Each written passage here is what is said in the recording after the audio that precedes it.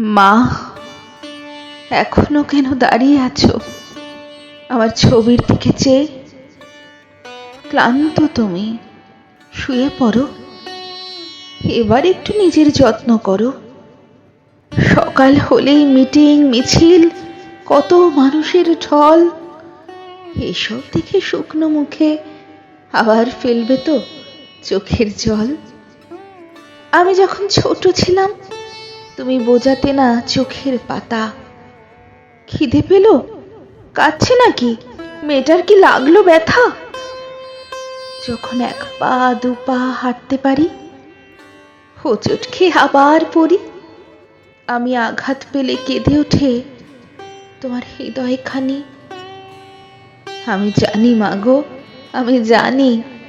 এবার একটু কিছু মুখে তোলো, একটু নিজের যত্ন করো।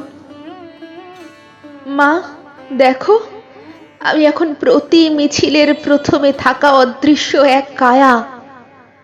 আমি এখন প্রতিটি হাতের প্রতিবাদের মোমবাতির আলো। আমি এখন আমার দেশের অপূর্ণ স্বাধীনতা। আমি এখন সভ্যতার চরম পরাজয়। আমি এখন নারীর চোখে অত্যাচারের ভয়। বিবেক, চেতনা, মানবতার চূড়ান্ত এক চ্যালেঞ্জ। মা, যখন তোমার চোখটা ভিজে বুকটা ভারী হবে, মানুষের প্রতিবাদ আর দীর্ঘশ্বাসে আমাকে খুঁজে পাবে। প্রতিবাদ তো মানুষেরই বেঁচে থাকার মন্ত্র। আজ আমার সঙ্গে ধর্ষিতা হলো নারীর গণতন্ত্র।